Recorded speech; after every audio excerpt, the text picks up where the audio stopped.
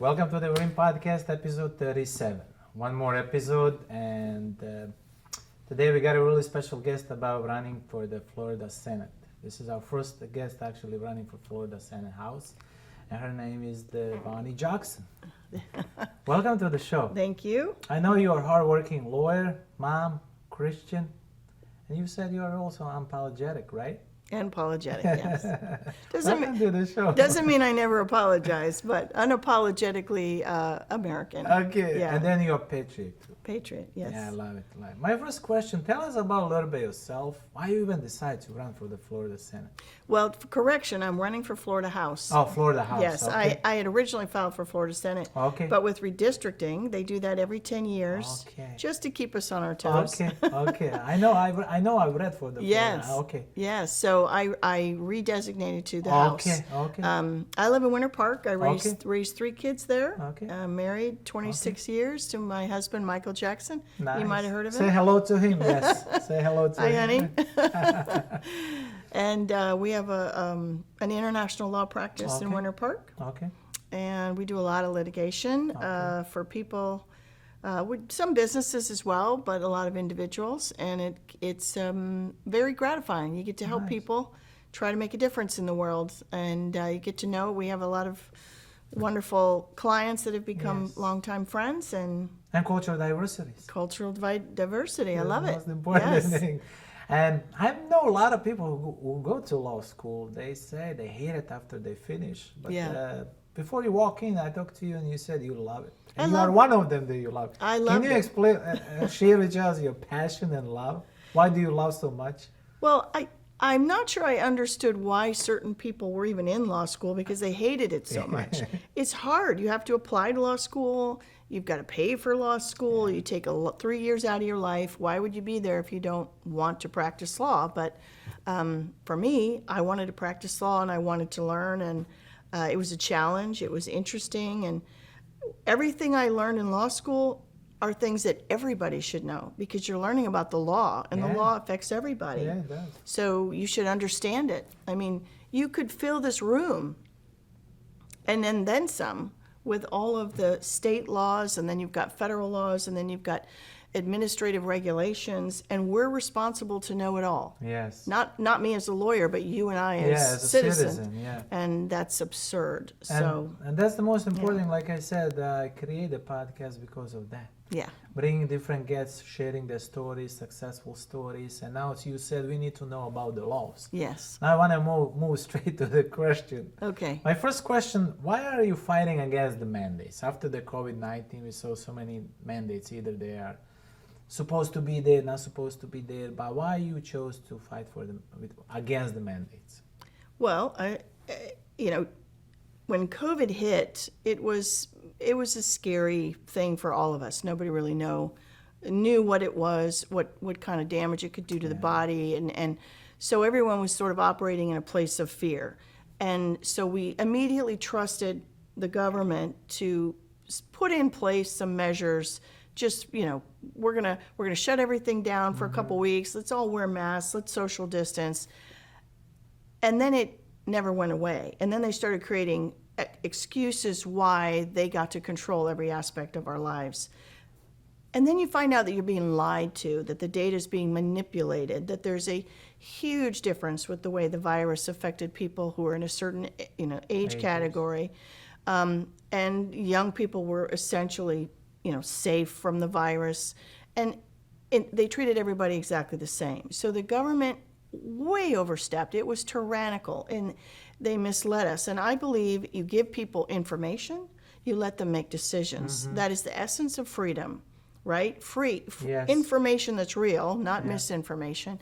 And when you start learning that people, medical professionals, that their science, their research, their anecdotal stories are not being shared because they have the wrong, viewpoint, then you question everything. So it was tyranny, and I oppose tyranny, period. Yeah, you got your rights, and you are a lawyer and an attorney. You fight for it, and you fight for people.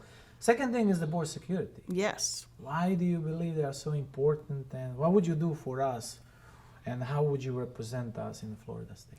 Well, we need to start by passing mandatory E-Verify. Okay.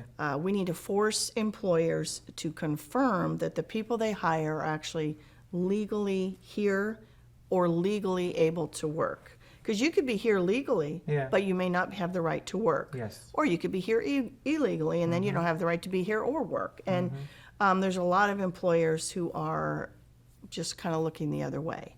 And unfortunately, it's primarily in the landscaping industry, the home Improvement. service industry, you name it, whether it's roofing or cleaning or whatever. And it's not only is it unfair to the citizens, but it's exploitive of the people who are here illegally, because you can pay them whatever you want, or you can threaten to expose their illegal status, by forcing them to do other things. So it's exploitive of everybody, and it needs to stop. And it's illegal. I mean, let's just enforce the law. It's real simple. Yeah, really simple. Yeah. It's illegal. It doesn't matter how you take it, it's illegal. Pretty basic, right? It's pretty basic. Yeah. Sometimes you gotta go back to just being simple, man. Yeah. Now over exemplify. Yeah. Next thing about what are the parental rights and why are you fighting so much for parents and their rights in the school board and across the board? Oh my goodness. So That's a big one. that one, I mean, you mess with people's children, especially mothers. I mean, that's when we all come out with our claws. But my kids are in college now. Okay. So they get to make their own decisions, and they had to deal with the masking and stuff. But it's different for younger kids, right? They have to wear a mask all day long. I was at the Lowe's, and there was a lady there with her little toddler, and he's wearing a mask, and it made me sad. But that's her choice, or his dad's choice. But in the school, that's different. They were masking them during sports, masking them during chorus, masking them playing instruments, putting them in, pods. Absolutely ridiculous, treating these children terrible. And I didn't realize just how bad it was till I went to a school board meeting. And I signed up, and I was toward the very end. So I was like 78 or something. A bunch of other parents were there, teachers were there, even students were there. The overwhelming majority just railing against the school board members. The school board members got up and left 3 separate times, claiming, we're not going to stay here because there were a couple people in the audience who refused to wear a mask. So they got up and left. So they pulled this little power play. And then they also had various chairs covered up. So you could sit next to 3 people, but then there'd be 2 chairs that were covered that you couldn't sit there. So there was just this absolutely random so-called distancing. It was not scientific. It was idiotic. So I'm listening to all these people crying, talking about how their children have coughing problems they never had before, respiratory problems from inhaling this paper mask, mental health problems, just all this stuff. And it was just making me angrier and angrier. By the time I got up there, I let them have it.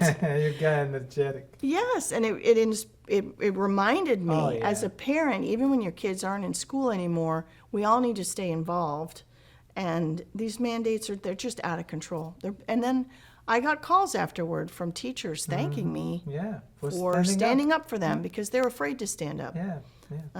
So parents, and it's not just that. It's also the whole teaching your little children that black people are oppressed and white people are the oppressors, and teaching them about sexual orientation, and it's just a mess. It's a mess. And so parents have rights. They send their kids to school for one reason and one reason only. Yes, to get educated. To get educated about math and science and literature and being somebody in their life once they finish school. Leave the morality to the parents. Leave sex education to the parents.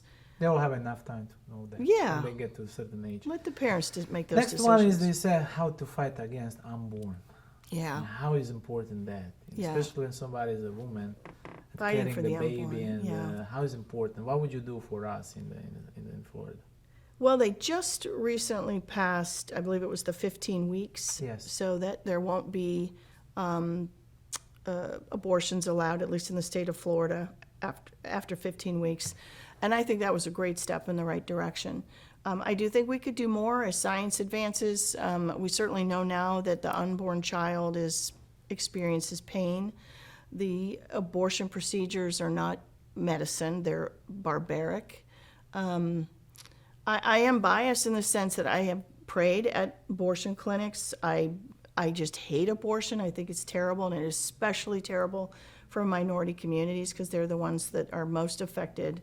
So many babies being aborted. And I have compassion for mothers. When I was in college, I knew a number of friends of mine who confessed to me that they had had abortions and then later got married and had babies and felt terrible. So it's a horrible crime, not just against this unborn life, but the mother. The mother has it's a burden that she carries for the rest of her life. And so I it's just, to me, it's wrong. It's too sensitive too. What's that? Sensitive, like you have. It's really because it's a life. Yeah. You know, I had a journey in my life. Even though I'm Catholic, when I was younger, I was pro-choice. I hate to admit that, but I was, because I felt like even though I think it's wrong, I shouldn't tell you what to do with your life. And so I rationalized in my mind that it should be legal. And then as time went by, I'm like, wait a minute. It's either a life or it's not a life. If it's a life, then that life has a right to live. Like everybody else. Like everybody else, yeah. Now we are living in Florida state. There's probably 3, 4, 5 million senior citizens. Yep. And you say you are a huge advocate on that one. And how would you fight, and what would you do differently from them compared to other candidates for the senior rights? Well, the other candidates in this race don't have a legal background like I do. And the guardianship laws in the state of Florida need a lot of improvement. Right now, the way the guardianship law is written, you can much too easily force a person, even a young person, but an elderly person, into a guardianship against their will. You can seize possession of not only all of their medical choices, but their bank accounts, their house, their right to vote, marry, whatever decisions, you take it over. And the so-called professional guardians that are out there, it's a racket. I mean, it's an industry. They make money off of these people.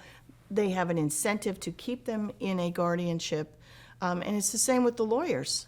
You get a court-appointed lawyer for a so-called alleged incapacitated person. The court-appointed lawyer doesn't get paid unless that person is found to be incapacitated in some way. So they have an incentive not to advocate for the senior, but to advocate to put them in the guardianship. And then they'll do some work for them so they can get paid out of their bank account. But there's horrific stories all over the country, frankly, about abusive guardianships. And so the law needs to change in Florida. And now we're coming back to Second Amendment. Yeah. What the Second Amendment will do for us, not just citizens in Florida, but across the board, United States. Can you a little bit share what particular Second Amendment you will share with us in the experience, so we have a bit. What Second Amendment does for us as citizens? As citizens. Yes. You have a Second Amendment right to keep and bear arms. Okay. Period. That's what the Second Amendment says. Now, it's been interpreted over the years by various people who think they know better than our founding fathers.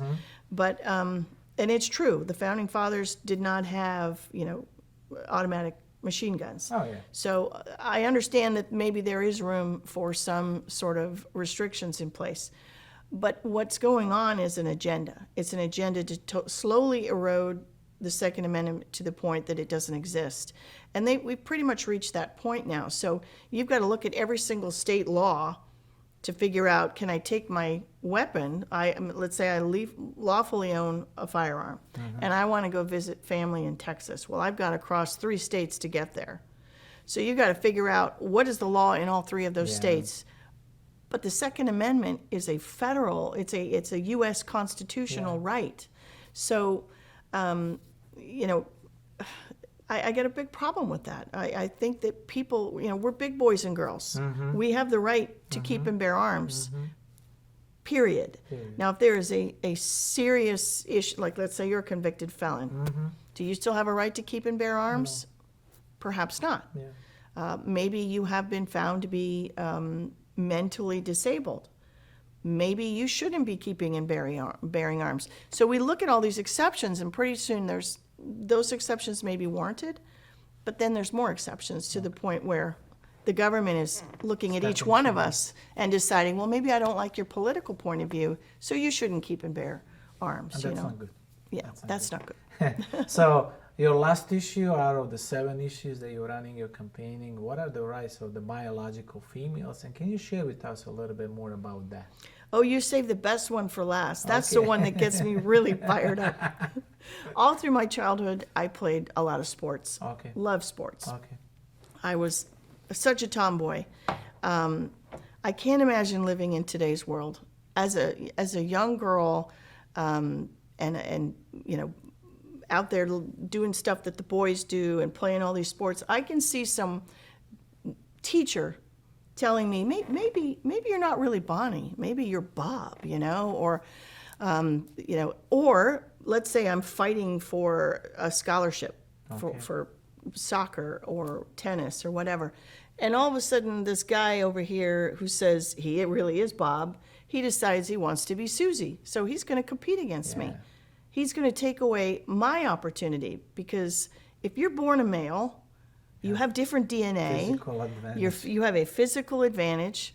You have a different muscle structure. That doesn't disappear. You put somebody on puberty blockers for a year, that doesn't change their biological structure. That's why this guy at the University of Pennsylvania, I think, or Penn State, I forget which, that's why he's blowing all the women's records, swimming records, out of the water, literally. Next, Michael Phillips. Yeah, and it's wrong. It's everybody knows it's wrong. We're pretending this little fiction because we don't want to hurt people's feelings. Well, sorry, if you're born a male, you will always be a male. You could dress it up, you could put some lipstick on, you're still a male. Yeah, doesn't matter. You can remove your genitalia, you're still a male. Check your DNA, and DNA matters. Isn't that science? Yes, it's a science, proven science. Yeah, we are genetics. So I always said, last question, I put you on the spot. Yeah. You look it up in the camera and say, my name is such and such, I'm running for such and such, and why should you vote for me? Please do so. I look it up in camera and I say, I am who am I? Well, my slogan running for Florida House District 42 is never back down. And the reason I say never back down is because when I say I'm going to do something, I'm going to do it. If you vote for somebody who's running for office, you should be voting for them based on the things they told you they were going to do. And what happens a lot is we send somebody to Tallahassee or to Washington, and then they start compromising to the point that they've lost their soul, frankly. So I will not back down. I will fight for seniors. I will fight for the unborn. I will fight for women to compete against women in sports, not some weird definition of women, but biological women.